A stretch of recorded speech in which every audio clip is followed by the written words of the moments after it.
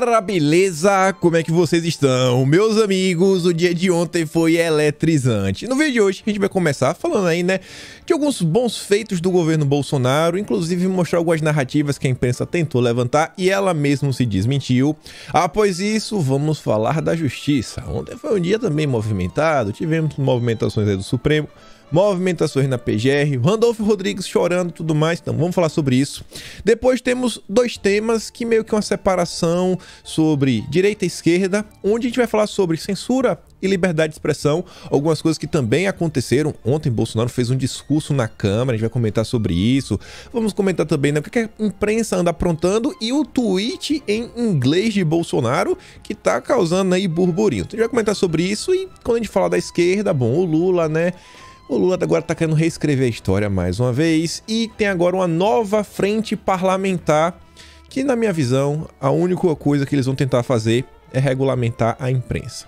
Após isso, vamos falar rapidamente sobre a direita 2022, eleições, para depois falarmos de um tema muito engraçado. Ontem, o Sérgio Moro foi no LIDE, aquele grupo do João Dória, né, conhecido por ter grandes empresários, né, não tem nenhuma ligação sobre, não sei, né, bom, participação aí, né, esse vínculo público com privado, a gente vai comentar sobre isso daí na hora.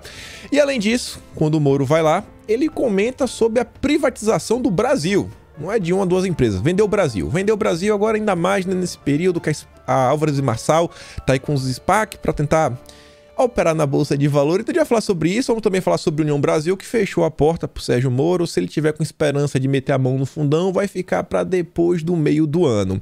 E aí a gente chega no nosso 7º tema, eu quero chegar pelo menos nesse, porque ontem foi a baguncinha do dia, né?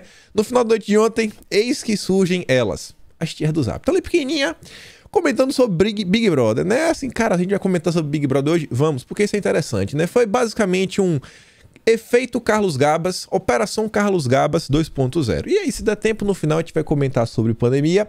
E vamos começar aqui já, e garanto o vídeo de hoje tá que tá. Olha só, nosso presidente comenta o seguinte: com o objetivo de continuar fortalecendo as instalações hospitalares em toda a rede do Sistema Único de Saúde, o SUS, o Ministério da Saúde decidiu aumentar os valores repassados para o custeio de leitos de unidades de terapia intensiva, as UTIs, em todo o país.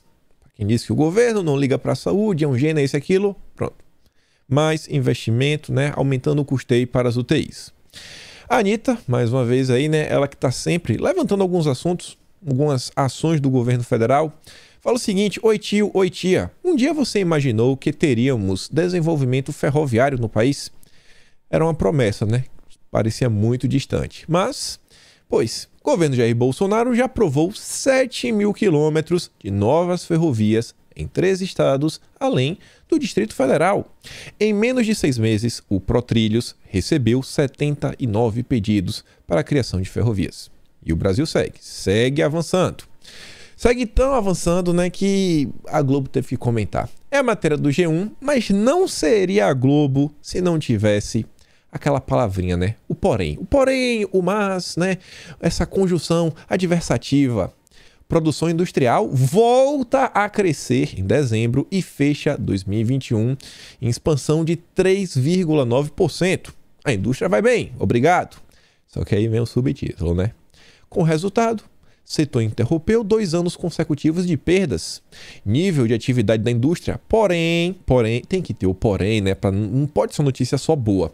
Porém, ainda se encontra 0,9% abaixo do nível pré-pandemia. Mas está subindo, né? Está voltando aos patamares anteriores. Que bom, que bom, que bom. Rafa Balboa fala, né? Porém, sempre tem que ter um porém para tentar desmerecer o governo. E aí, olha só. Vamos falar também de narrativa, né? Não só disso daqui, e vem tudo do Metrópolis, assim, uma escalada. Ontem, eles estavam chocados, né? Ontem não, anteontem. Estavam muito nervosos, porque a Damares fez um discurso bem objetivo para todo mundo que entendeu que a preocupação dela não é sobre nenhum aplicativo, nem nada. Ela só utilizou o aplicativo lá, né? Aquele lá de vídeos curtos. Como posso falar? Como exemplo. Mas pode ser a criança que passa muito tempo em qualquer outra rede social, qualquer outra. E a gente sabe que hoje em dia, a maior parte dos vídeos dessas plataformas, a maior parte não, Não, eu estou sendo leviano. Mas a gente encontra muitos vídeos, né? Muito conteúdo que eu diria que são impróprios, né? Pessoas dançando de uma forma um pouco mais caliente, se aí pode falar assim. Mas o Metrópolis tem que fazer aquele malabarismo para tentar criar uma cortina de fumaça. E fala o seguinte: Damares associa gravidez precoce ao aplicativo lá. Em cerimônia, a ministra criticou pais que deixam filhos pequenos usarem a rede social. Abre aspas. Não vem papai e mamãe jogar no colo do Ministério da Saúde depois que deixou a filha de 8 anos vender o corpo lá na plataforma. E ela tá não é essa plataforma, é uma crítica no geral. E aí um rapaz lá no Twitter ele comenta o seguinte: ela tá claramente falando, né, do processo de erotização precoce e ela tá totalmente certa sobre essa plataforma. A criançada, o dia inteiro com a tela do celular na cara, assistindo gente seminua, fazendo dancinha com música cheia de apelo sexual. Mas falou sobre isso, e aí, né, a turma, ratinho, ioiô, tem que botar aquele efeito visual que a gente não pode falar o nome que tá no coração, senão já viu, né? Aí o pessoal fica louco, curioso, né? Curioso demais, né? O jornalista é tão empavoroso porque a Damares está fazendo esse tipo de denúncia. Por que será? Não sei. E é isso que chega o dia, e a gente que já fez esse primeiro assunto, onde faltou, como é que eu posso falar, né? Interlocução interna no Metrópolis. O Igor Gadelha não ligou pro Guilherme Amado, o Guilherme Amado não ligou pro Igor Gadelha. Eu acho, na verdade, que o Gadelha não ligou pro Guilherme Amado. E por que eu digo isso? Porque quem vem primeiro, quem entra em campo primeiro, né, no primeiro tempo, é o Guilherme Amado. A matéria original dele é das 10 horas e 28 minutos. Ele depois atualizou, mas aí olha só. Damares silencia e Ministério se divide sobre a questão que teve lá, né, o óbito do Moise, o congolês lá no Rio de Janeiro. Ele acusa a Damares não faz nada. Damares não faz nada. Aí passa um tempinho. Aí de tarde, né, no segundo tempo do jogo, entra o Igor Gadelha. Ministério de Damares aciona a Embaixada do Congo sobre o óbito de Moise. Pasta comandada pela ministra Damares Alves diz estar preocupada com o atentado, né, a tragédia do Moise e pede reunião com o embaixador do Congo. Cara, tem que, pelo menos, Gadelha, pelo menos tem que ligar pro colega de trabalho para falar: e aí, amado? O que foi que você falou hoje? Como é que eu ajudo aqui na narrativa? Para não parecer que você tá mentindo e nem que eu tô... Porque não tem como os dois estarem certos, né? Um fala que a Damares não faz nada, outro fala que a Damares está preocupada. Aí não dá. Não à toa, né? Vez ou outra, alguns jornalistas desse grupo, né, entram aí nos tweets do General Heleno falando que são pessoas que constantemente propagam notícias que não são verdade. Entra o nosso próximo tema aqui, que envolve a justiça. Temos algumas notícias um pouco mais calmas, um pouco mais tensas. Começar por essa daqui. A Polícia Federal minimiza a ausência de Bolsonaro a depoimento e finaliza inquérito. Cara, assim, não viu grandes problemas no fato de Bolsonaro não ter ido depor. Não, que a gente conseguiu chegar ao final da conclusão. Mas, ainda assim, esse relatório final aponta que Bolsonaro teria cometido um crime ao divulgar, né, um inquérito sigiloso. E aí o pessoal tá levantando lá a questão pelo depoimento, que na verdade o inquérito não era sigiloso e tudo mais. Vocês já estão cansados de saber essa história, eu tenho a mais pura certeza sobre isso e não vou comentar. Eu quero entrar aqui nesse âmbito. Por quê? Vejam só.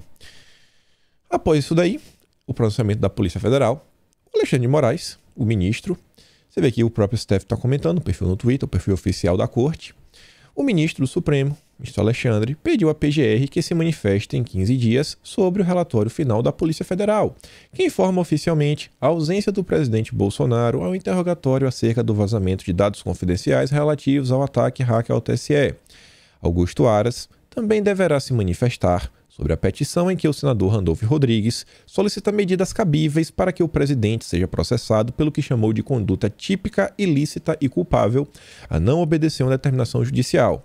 A Polícia Federal informou ao ministro Alexandre de Moraes que a ausência do presidente da República não trouxe prejuízos ao esclarecimento dos fatos e que as investigações estão encerradas. Ponto. Já ensinei para vocês uma métrica.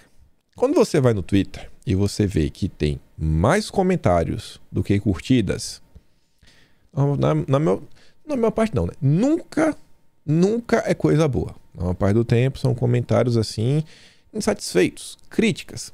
E, gente, olha só. Eu entendo algumas críticas.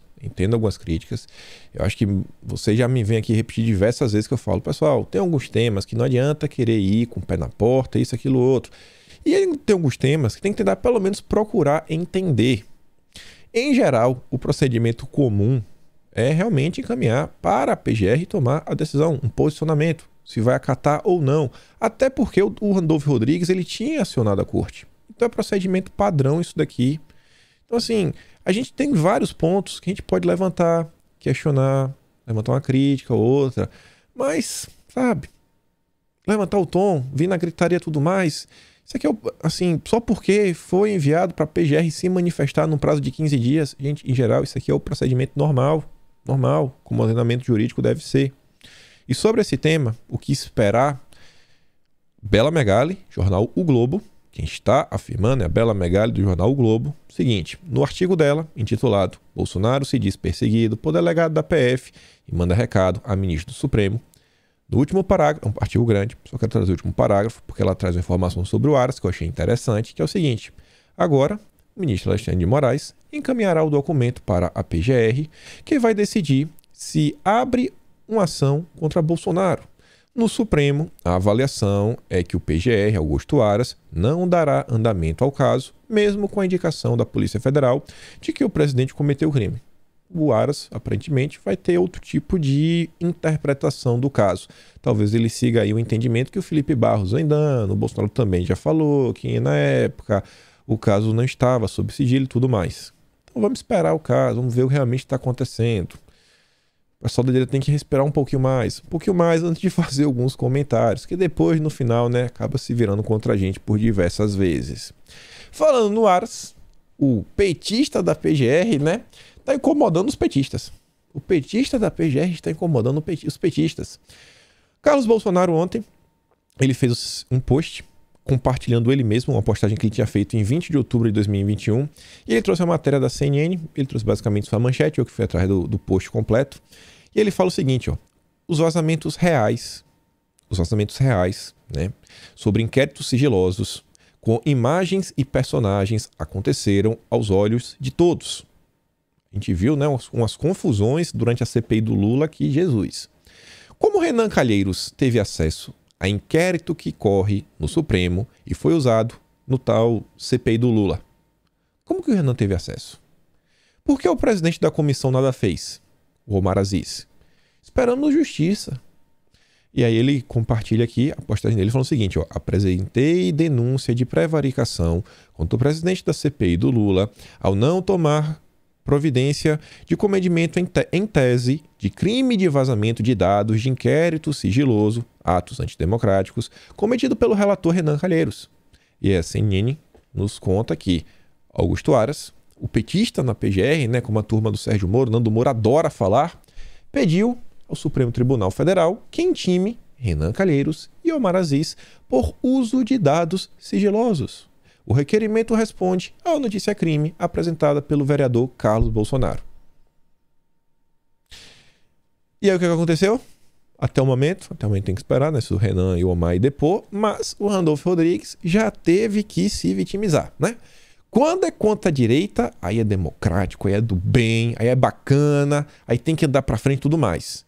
Mas se você abre qualquer pedido, sabe, qualquer solicitação contra esses senhores da oposição da esquerda, aí é perseguição. Aí é perseguição, sabe? Aí é um atentado contra a democracia, contra o Estado democrático, o direito. Aquelas ladainhas que vocês já estão cansados de ouvir. Aí vem o Randolfo, ó. Depois de tantos crimes de Bolsonaro, não me lembro do PGR tê-lo intimado para alguma coisa. Entretanto, contra aqueles que cumprem o papel do Ministério Público de investigar, ele cumpre o seu papel de intimidação. É um pouco mais que advogado de defesa do presidente, é um serviçal. Ui, tá nervoso. Tem que se decidir. Ou o Aras é o petista da PGR ou é o advogado de defesa do presidente. Os dois não dá, né? A turminha tá empavorosa. E aí vamos continuar ainda.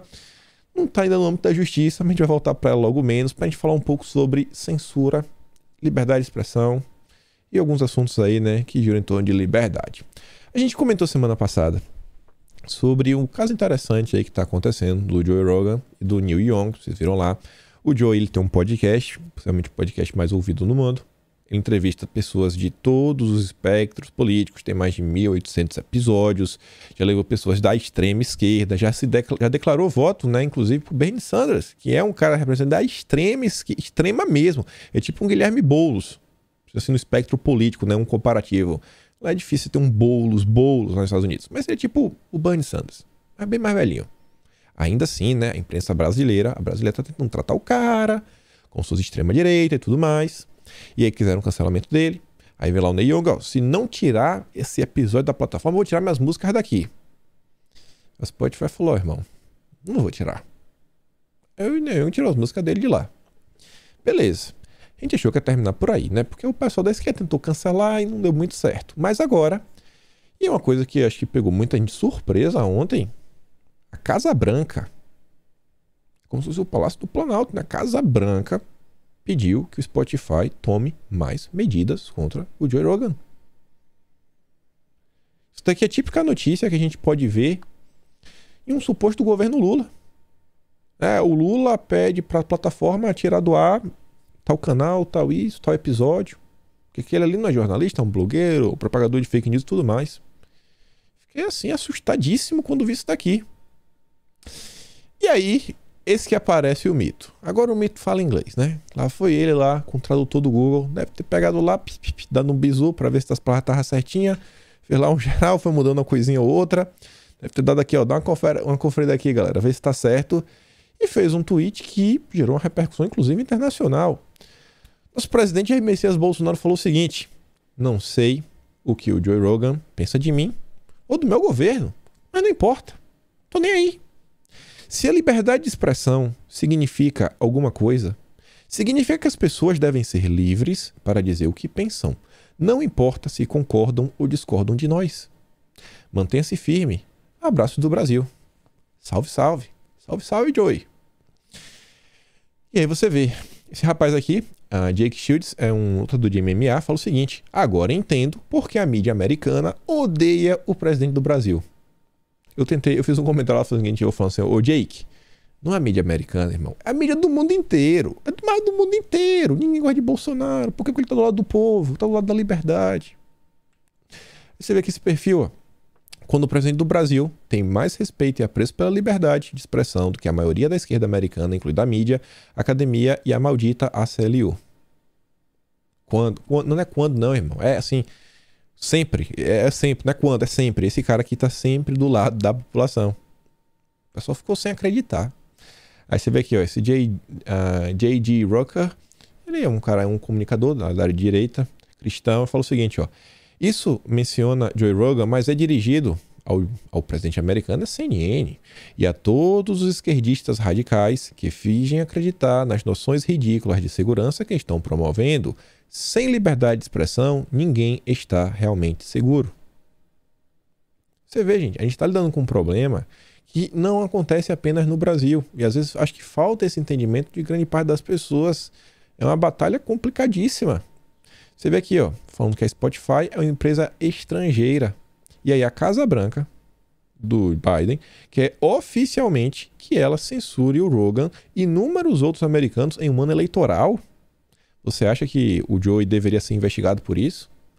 Não tá parecendo? Imagina se fosse o Lula no poder no Brasil. Será que algo similar poderia estar acontecendo? Em ano eleitoral, uma censuradinha básica, em pessoas que podem falar o que pode atrapalhar.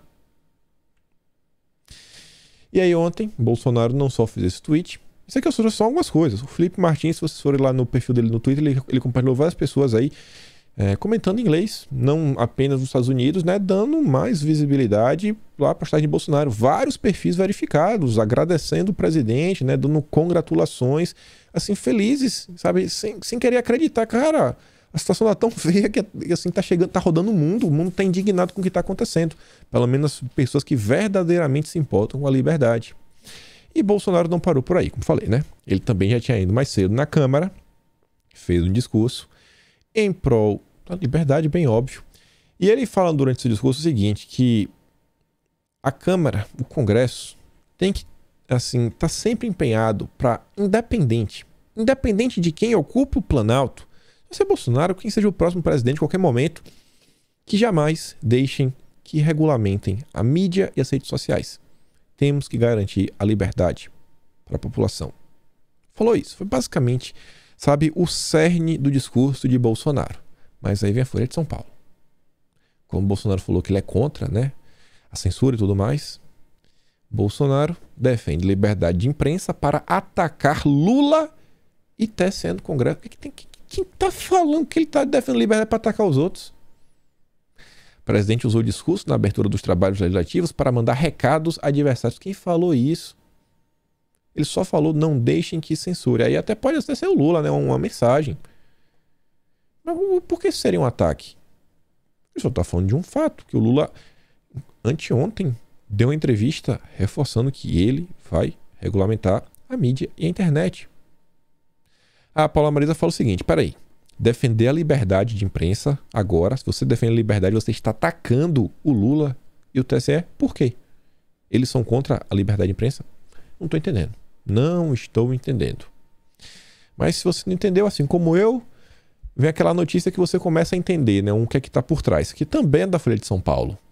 Telegram ignora a decisão do Supremo sobre Bolsonaro há 6 meses e expõe descontrole no Brasil. Serviço de comunicação das preocupações das autoridades para a campanha eleitoral de 2022. É por isso que Bolsonaro é uma grande ameaça. Bolsonaro defende a liberdade. E a Folha de São Paulo está, né, empenhada, né, na censura do bem, a regulamentação, né, para nossa democracia não sofrer nenhum tipo de ataque, nenhum tipo de arroubo autoritário na época das eleições. O Leandro Ruschel fala o seguinte, os militantes de redação têm feito o trabalho de justificar a censura de milhões de vozes através do bloqueio do Telegram. Eles não suportam a liberdade de expressão. No vídeo de ontem a gente comentou rapidamente aqui sobre o Joel, né, que fez aquele texto. A quem interessa a liberdade de expressão irrestrita. E o Carlos Bolsonaro responde o seguinte, a isentosfera nunca decepciona. Sempre foram e continuarão sendo o preservativo da esquerda. Continuo acreditando que existem pessoas de bom senso, independentemente de ser ou não Jair Bolsonaro. Não procuram mais disfarçar que o alvo não é outro senão você, o indivíduo. E ele diz, reflitam. Por favor, reflitam. Estamos diante da última chance do futuro de seus filhos. Cada dia fica mais claro as intenções de determinados grupos e os que serão mais afetados está cristalino. A lei já está aí para punir calúnias, difamações e outros possíveis crimes relacionados. É transparente que o que querem é o controle absoluto sobre tudo, incluindo sua mente, e com seu dinheiro patrocinando todo o projeto.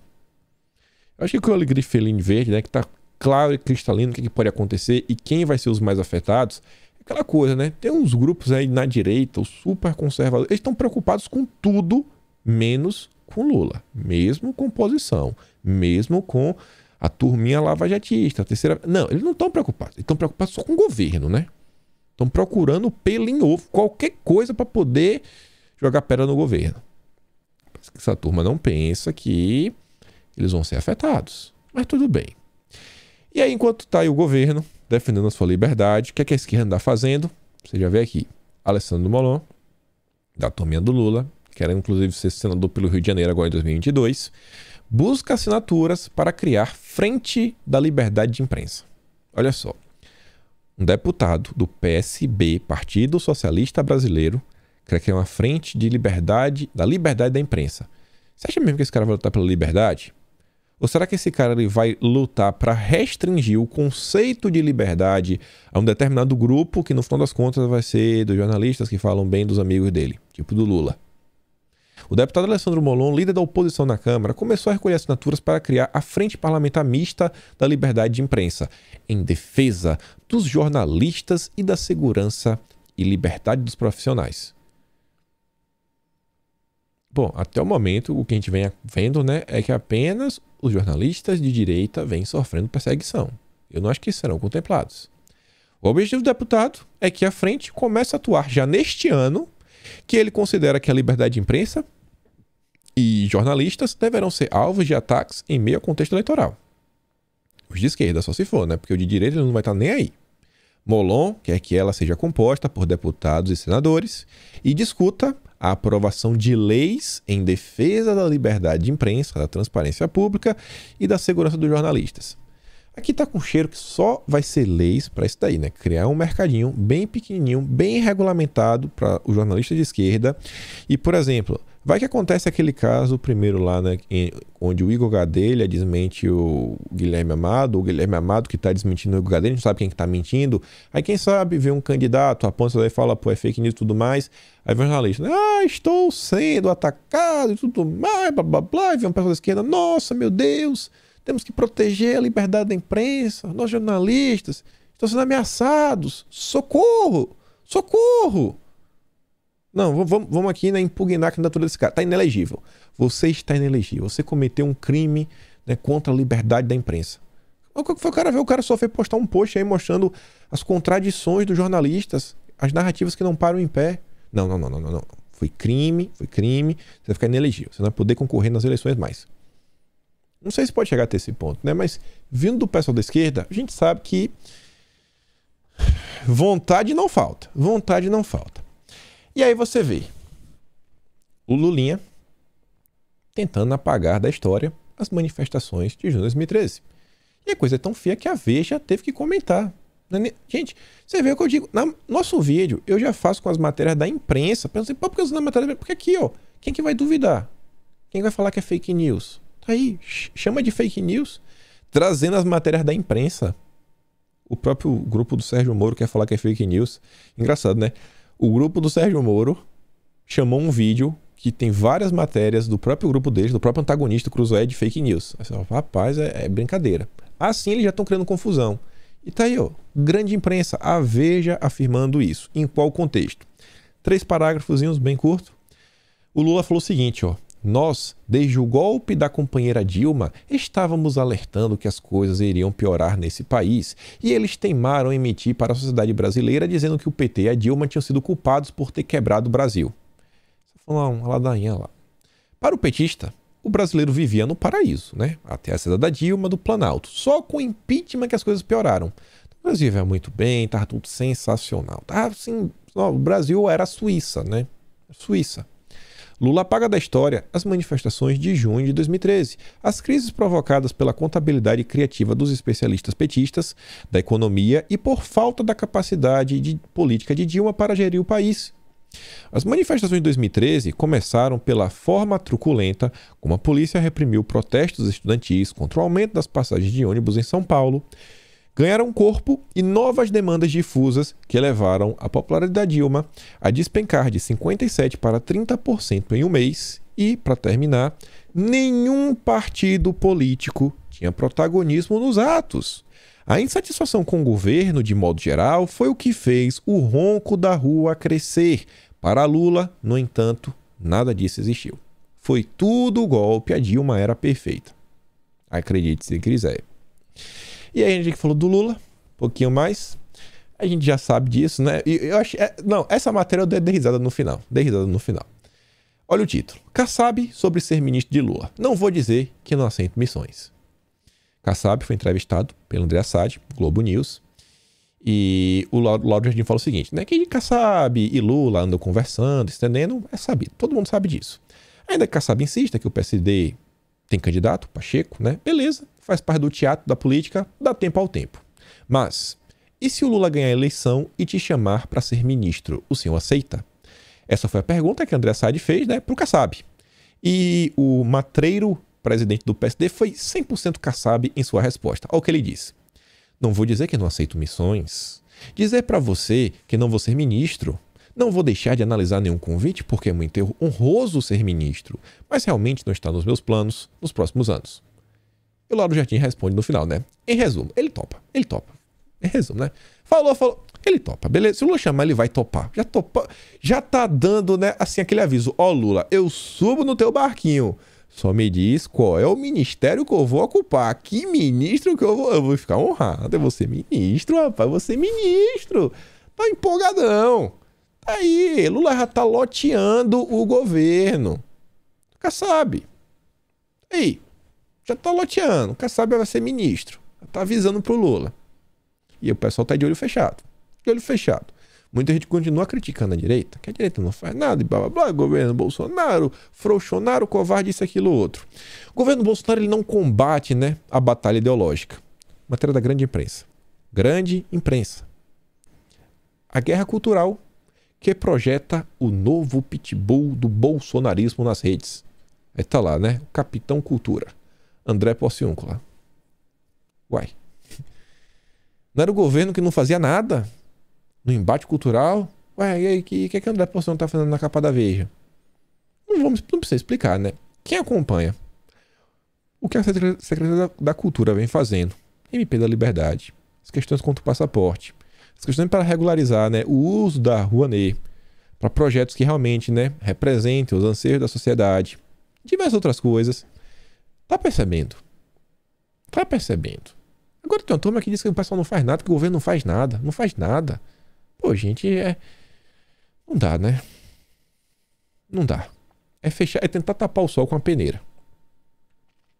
Sobre a direita, aqui é só informação, a critério de informação, né, para falar que é coisa boa, ruim nem nada, mas aqui é uma coisa que já estava no ar, e eu acho que se confirma. Mário Frias será candidato.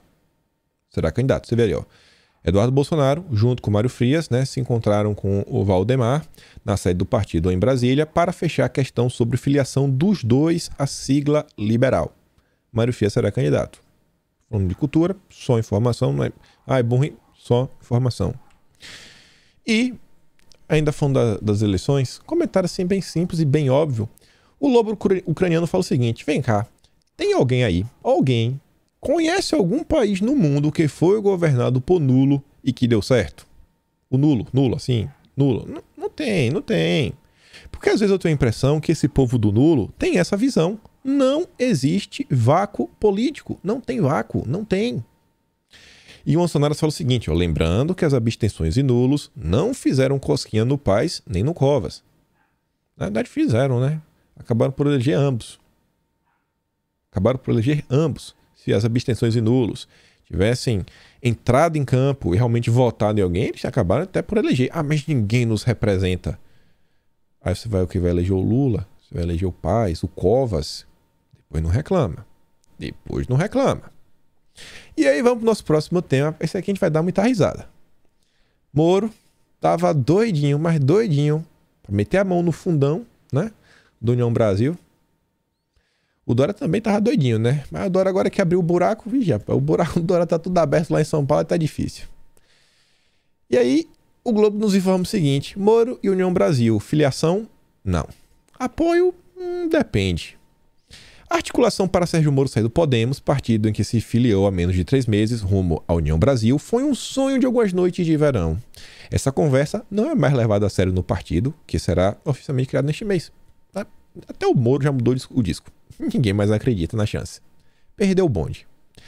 O que ainda pode acontecer, no entanto, é o eventual apoio do União Brasil à candidatura de Moro. Quem sabe? O partido pode esperar até junho ou julho, quando fará sua convenção para tomar a decisão, e a deliberação será feita com as pesquisas de intenção de voto nas mãos. Aí quem sabe a gente dá para o Moro aí um trocado para ele gastar junto com o Mainardi. Se o Mamateiro Moro estiver pontuando bem, beleza. O partido se apruma na caravana do ex-juiz. Do contrário, nada feito. E na verdade, essa lógica vale para Moro ou João Dória. Pragmatismo na veia. Não é pragmatismo na veia. O foco de todos os partidos do Brasil, e eu não canso de repetir isso, é o legislativo. Eles sabem que hoje o setor mais importante em termos de poder político está na Câmara dos Deputados, por diversas razões. Câmara dos Deputados. A começar pela própria distribuição do fundão, que é proporcional ao número de deputados federais eleitos. Simples assim. É o objetivo da classe política: eleger inúmeros deputados. E aí que as coisas começam a ficar absurdas ontem. Porque, veja só, Moro não somente, como ele ameaça o Brasil, tudo em prol de ajudar seus amigos. Matéria do Correio Brasiliense. Moro defende privatização da Petrobras e de todos os bancos públicos. É por isso que ele está ameaçando o Brasil? Não, não é por isso. Você tem que entender o que ele está falando e ver o que está por trás das entrelinhas. O pré-candidato, Sérgio Moro, disse nessa segunda-feira que a Petrobras é uma empresa atrasada. Ponto. Vamos aqui, não vamos ler o resto, vamos pedir que você não acompanhe esse caso. Vamos tentar só por essa frase aqui, né? Então, vamos terminar esse parágrafo, a gente reflete, ó. E levantou a possibilidade de privatizar a petroleira e todos os bancos públicos em um eventual governo. As declarações foram feitas durante a visita no interior paulista em São José do Rio Preto. Ponto. Aí vejam só. No interior paulista, Correio Brasiliense, sabe assim... Será que foi de forma deliberada ou não que ele escondeu aonde o Moro estava? Porque onde o Moro estava é importantíssimo, mas importantíssimo para entender essa declaração dele. Será que esqueceram por esquecer ou será que eles omitiram onde o Moro estava de forma deliberada? Segundo, você vê, não, a Petrobras é uma empresa atrasada. Ele resumiu isso. E a fala do Moro não é só a Petrobras atrasada. O que você pensa assim? O que é que vem na sua cabeça? Pô, a Petrobras é atrasada, não tem tanta tecnologia, né? Porque o governo não consegue desenvolver tecnologia assim de forma rápida, acompanhar o mercado privado. Pô, realmente, a Petrobras deve estar lá para trás. Só que aí você para e reflete. Pô, peraí. A Petrobras até então era uma empresa que tinha, sabe, era pioneira, principalmente na parte de perfuração em profundidade, assim, do pré-sal. A Petrobras era referência mundial. Pô, por que a Petrobras é atrasada? Tá certo que talvez, né, nesses processos de auditoria, olha só, talvez esse processo de auditoria, de compliance, né, de recuperação judicial da vida, vai que sem querer, tava lá, né, um auditor da vida aqui, ó, ele pegou aqui o computador, pegou o teclado, botou em cima da mesa, deixa eu olhar aqui as partes da Petrobras, segredos industriais. Cliquei sem querer nos segredos industriais. Estou olhando aqui os segredos industriais sem querer. Sem querer eu enviei esses segredos industriais para outra empresa. Que agora tem a mesma patente que a Petrobras tinha. Não sei, né? Aí, às vezes a Petrobras ficou para trás. Não sei. Vai que isso aconteceu ao longo do processo. A gente sempre fica na dúvida, né? Esse pessoal é bem arteiro. Mas beleza. Aí termina o primeiro parágrafo. Aí você vê como que a imprensa joga abaixo. Além de ter escondido onde o Moro foi, vamos ver o que é que o Moro quis falar quando ele disse que a Petrobras é atrasada. A Petrobras teve papel importante para o país, vírgula, mas é uma empresa atrasada, vírgula. É agora que ele vem a explicação. Por que a Petrobras é atrasada? Que ainda vive da exploração do petróleo. Peraí. A Petrobras é atrasada porque ela vive da exploração do petróleo? Agora eu não entendi, foi nada. Era para explorar o quê? O centro da Terra? Viagem ao centro da Terra? Pegar o livro lá do Júlio Verne, que explorar o magma? Caçar meteoros? Caçar água-vivas igual Bob Esponja? Eu não sei o que é Petrobras. Petro deve ser de petróleo. Eu realmente não consigo entender o que o Moro queria falar com isso. Mas depois ele diz, né? Um combustível que o resto do mundo já não está mais usando. Você que mora no Brasil, saiba que é uma bolha. O Brasil é uma bolha. Estão te enganando sobre o mundo. Quando você sai do Brasil, aqui na Austrália, eu nunca contei para vocês, só tem carros voadores. Carros voadores com motores de propulsão nuclear, motores de hidrogênio. Aqui ninguém usa mais petróleo não, gente. Aqui não tem porra de gasolina não, viu? É tudo fake news. O mundo não usa mais petróleo. Não usa, é só no Brasil. Como é que leva isso aqui a sério, pessoal? Olha que fala que não para em pé. Não, o mundo não usa mais petróleo. Hoje estamos discutindo outras formas de energia limpas, mais ambientalmente corretas. Aí olha só. Onde é que o Moro estava? No LEAD. No grupo do João Dória, que tem vários braços, né? Inclusive o LEAD CHINA. Aquele país que o Dória ama. Tem até esse grupo, né? E o pessoal fala como o LEAD, né? Às vezes se confunde com o grupo, que facilita, né? Grandes negócios entre o público e o privado e tudo mais. Não acho que o LEAD seja um grupo de lobby. Não acho. É um grupo de pessoas muito bonitas, maravilhosas, tem que ter muito dinheiro para fazer parte. Aí o Sérgio Moro estava no LEAD, mais uma vez, reforço, falando o seguinte, temos que assumir riscos e lutar por um país com emprego, escola integral, desmatamento zero. Olha esse discurso verde voltando. Fortalecimento da agropecuária, entre outros caminhos que levem cada brasileiro à prosperidade. Ponto do nosso projeto debatidos ontem com empresários paulistas e com a sociedade. A sociedade que importa, né? Que é que tem dinheiro, né? Que pensa igual a ele. Porque você, se tiver dinheiro e você não gosta dele, você é um negacionista, você é quase um miliciano. Só que olha que interessante, né? Que agora que eu digo pra vocês que fica bonito. O Moro postou a fotinha lá, ó, São José do Rio Preto, ó, no Instagram dele, no Stories, no lead. E aí, entra naquele caso, né? Que não combinou a narrativa. Não combinou. O antagonista, que tá sedento de, sabe, assim, a boca espumando de ódio, sabe? Não tomou a antirrábica, o pessoal tá nervoso. Ixi, o pessoal tá nervoso. Aí, semana passada, dia 27, o tio do Botox fez uma live com o jornalista do Terno Azul. Foram lá, né, pra falar, defender o Moro, na questão da transparência.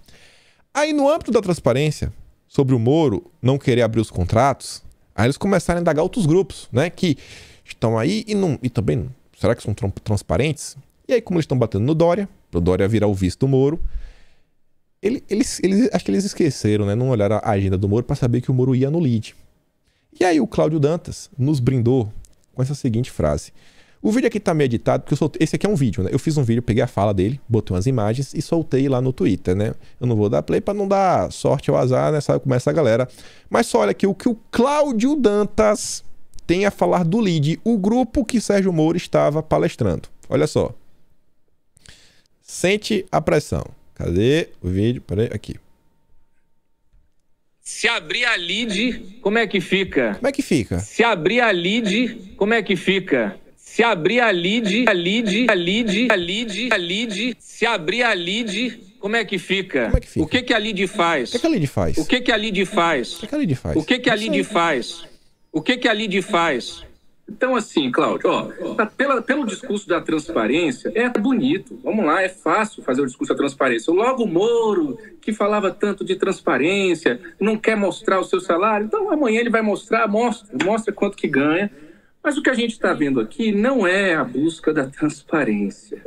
Se abrir a lead, como é que fica? O que a lead faz? O que a lead faz? O que a lead faz? Você vê, né?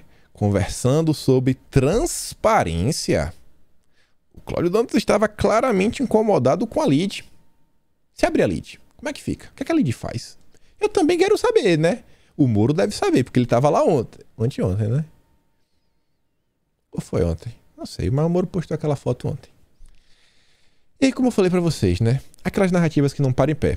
O EP, empresa de pesquisa energética, vinculada ao governo, pelo menos lá no site, lá né, .gov, traz aqui essa matriz energética do IEA. Eu já mostro para vocês que órgão, que entidade é essa, onde o Moro falou que ninguém mais usa o petróleo, né? Como falei, é uma bolha. Só o Brasil ainda usa o petróleo. Fora do Brasil, são carros voadores, movidos a motores de propulsão nuclear. Mas, segundo aqui esse gráfico, deve ser fake news, 31% da matriz energética mundial em 2019 é de petróleo e derivados. Basicamente um terço. Um terço. Aí você tem aqui, ó, carvão e gás natural. E aí eu te pergunto, 27 mais 23 dá 50. Com 31 dá 81. A conta é fácil. Assim, 81% da energia mundial para 2019 é de fontes não renováveis. Como é que o Moro tem coragem de abrir a boca para falar que o mundo hoje é da energia verde e tudo mais? Você entende como não para em pé esse discurso do Moro? O cara mente. E aí você pega qual é o interesse dele? Fala isso daí, pessoal. Que interesse? No momento que a Álvares e Marçal entra com SPAC no Brasil para começar a operar na Bolsa de Valores, comprar algumas empresas, aí o Moro agora quer privatizar tudo. O Moro que nunca falou em privatização, agora ele quer privatizar tudo. Aí você volta para cá, ó. Petrobras é empresa atrasada que ainda vive da exploração do petróleo, um combustível que o resto do mundo já não está usando mais. Aqui é um pequeno gráfico do IEA, que é a Agência Internacional de Energia. Tá aqui, dados e estatísticas. São gráficos de 1990 até 2019. Talvez 2021 mudou tudo, 2022. Mas aqui, ó, em laranja, embaixo, o uso de petróleo. Tava um pouco, quase 40%, e aí caiu para em torno de 31%. Tá aqui. Aqui, ó, dados. Só olhar. O mundo já não está mais usando. Um terço do mundo usa petróleo como energia. O Moro está mentindo. E isso, obviamente, tem interesse. O Tacla Duran até fala o seguinte, né? Todo dia ele tá dando uma cutucada no Moro. Ô, amigão, olha só. Se for possível privatizar tudo, que se privatize tudo. O antagonista e de preferência para a SPAC da empresa que você foi contratado. Não é assim, Russo? É para esse pessoal que você quer privatizar? É uma pergunta bem pertinente. Sérgio Moro tá demais, cara. Tá passando do ponto. E ontem eu me deparei com essa postagem aqui. Quem fez aquele perfil Amazônia Azul, já comentei vez ou outra, gosta de um perfil que fala bastante sobre a questão de infraestrutura. E ele fala o seguinte, ó, após ler este artigo, você chega à conclusão que a turma que defende ESG vai levar o mundo para uma crise sem precedentes.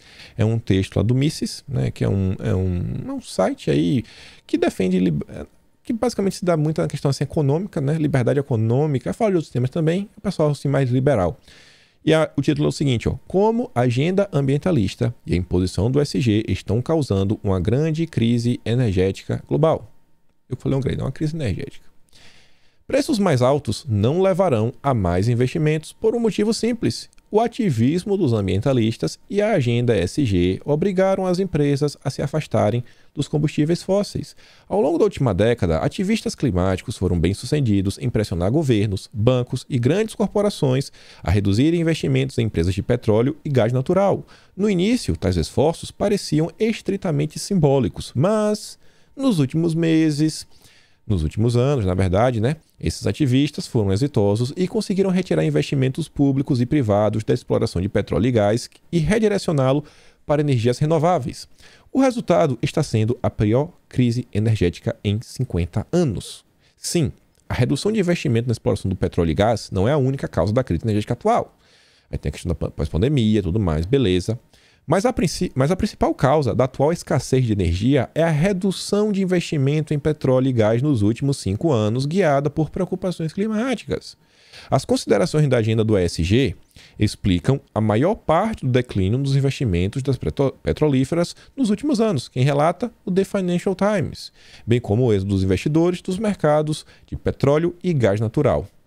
E lá para frente no texto ainda fala o seguinte, ó, a ideia de responsabilidade social dos investimentos é antiga, mas a agenda ESG foi adotada ao longo da última década por empresas que fazem doações para universidades, bancos de investimento como a BlackRock. Essa aqui que a gente está comentando tem bastante tempo, hein? A gente está começando a ficar bem presente nos nossos vídeos. Essa tal dessa BlackRock está demais. Governos, pela Agência Internacional de Energia, pela ONU e agora pelas próprias petrolíferas, incluindo-se a Shell, Total e várias outras. E para terminar, vejam só, em maio do ano passado, um tribunal na Holanda ordenou que a Shell reduzisse suas emissões. Uma canetada, gente. Poder Judiciário, né? O Poder Judiciário lá veio. A Holanda não deve ter também lá uma PEC 5, né? Para botar um controlezinho básico. Não, na canetada, tem que baixar. Mas como é que baixa, bicho? Minhas emissões. Não, tem que baixar. E aí, tomou no meio da cabeça, né? Uma sentença que tornou outras petrolíferas relutantes em investir em novas explorações de petróleo e gás. É isso que essa turma quer. É isso daqui a ajuda do Moro. Se a gasolina tá cara, com o Moro, se deixar, o Moro vai colocar a gasolina a R$20. Você tem que ter carro elétrico. Se você não tem dinheiro para ter carro elétrico, ande de ônibus.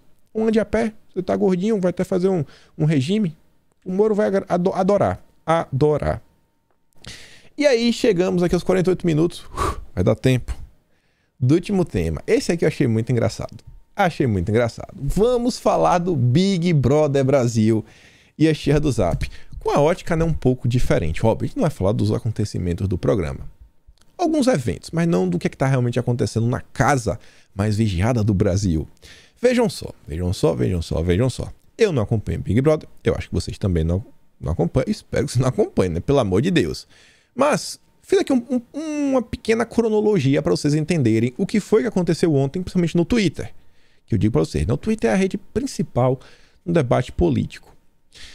No dia 12 de janeiro, tem um tempo, o próprio Globo, né, que é o G1, comenta o seguinte, ó, que 3 participantes testaram positivo antes do início do reality show. Antes de começar, os caras testaram positivo. Beleza, bacana, vida que segue. Testaram positivo. Aí, esse aqui foi o primeiro cara que saiu do programa. O nome do cara é Luciano. Quando ele saiu, ele testou positivo 2 dias depois que ele saiu. Para ele ter testado positivo 2 dias depois de sua saída do programa, é porque ele estava dodói dentro do programa. Acho que vocês vão concordar comigo. E aí, dia 30, ele foi dia 28, né? Dia 30, acessa a matéria da TV Foco, bem recente, urgente, Tiago Abravanel, neto do homem do baú, tem sintomas da pandemia e ameaça por fim no reality. Nunca fiquei assim. Aí tá começando a ficar tenso, né? Em conversa com outros participantes, Tiago Abravanel contou que está com garganta inflamada, tosse seca, sem voz. Nunca fiquei assim. Se fosse uma coisa que eu já tivesse ficado tudo bem, não me mandam pra fora. Uma avaliação externa. Meu Deus! Socorro, Batman! Chamou pelo Batman já. E aí as especulações começam a crescer. Aí dia 1º, vem a Veja. Participante apresenta sintomas e já preocupa a Globo. Agora é um rapaz chamado Vini. 4 dias depois, do primeiro eliminado Luciano testar positivo, eis que o pernambucano Vini aparece na transmissão pela TV, tossindo a ponto de ter dificuldades para falar. E aí a coisa vai indo. Essa matéria, isto é, segundo jornalistas, 3 já podem estar doentes. 3, né? Já é 3 agora. A casa mais vigiada do Brasil. Da TV que bota o dedo na cara até de criança na rua. Vocês viram lá, né, como foi ano passado, que não deixava ninguém trabalhar. Tá colocando, né, a saúde dos participantes assim, abaixo do Ibope. O importante é o Ibope. Globo, Globo, Globo.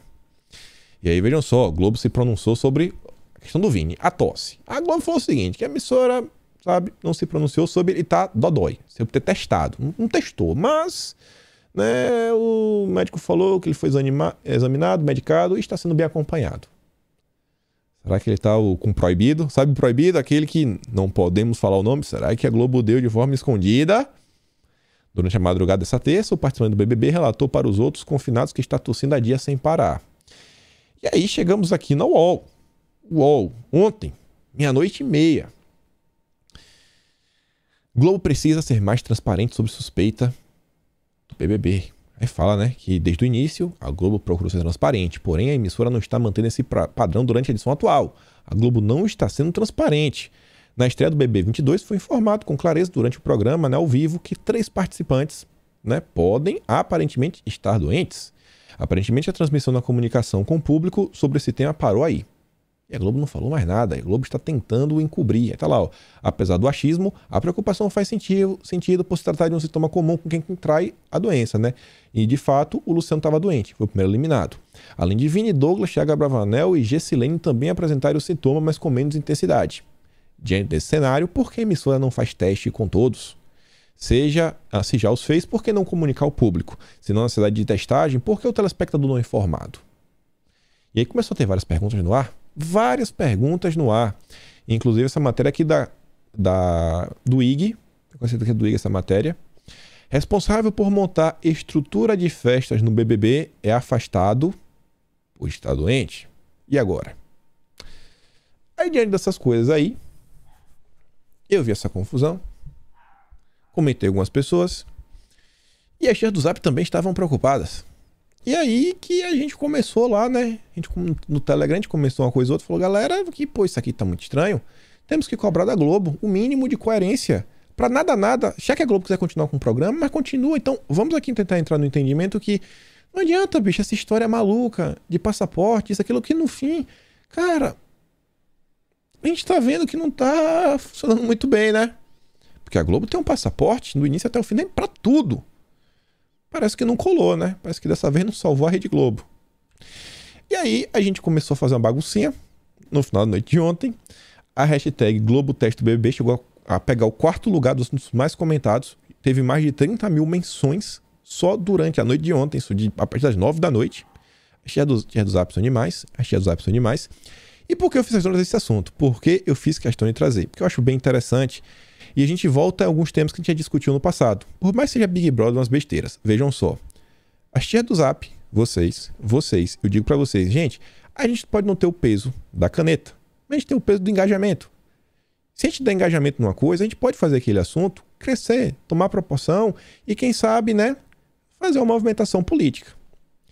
Aqui a gente não viu nada ainda acontecer, mas você vê que vocês comentando sobre o tema, fizeram o Mário Frias, secretário da Cultura do governo, né? Por lá, o que está acontecendo? E ele colocou lá o vídeo do rapaz tossindo, vários recortes. Um vídeo que ele diz, ó, quanta hipocrisia, hein, Globo? Quanta hipocrisia. Aí vocês viram o deputado lá de Minas Gerais, o Bruno Engler, ele também ficou assustado e vem, ó. E aí, Globo, vai deixar de ser hipócrita e testar os participantes? E o assunto começou a crescer por causa da share do Zap. Não foram eles que fizeram 30 mil tweets. Aí vem até o Marcelo de Carvalho. A treta agora começou a ficar boa, né? Globo versus Rede TV. Eu gostaria de saber quando o William Bonner e a Fátima Bernardes vão exigir no Jornal Nacional que se mostre os testes do Big Brother, como exigiram do presidente Bolsonaro. Cadê? Cadê a valentia agora?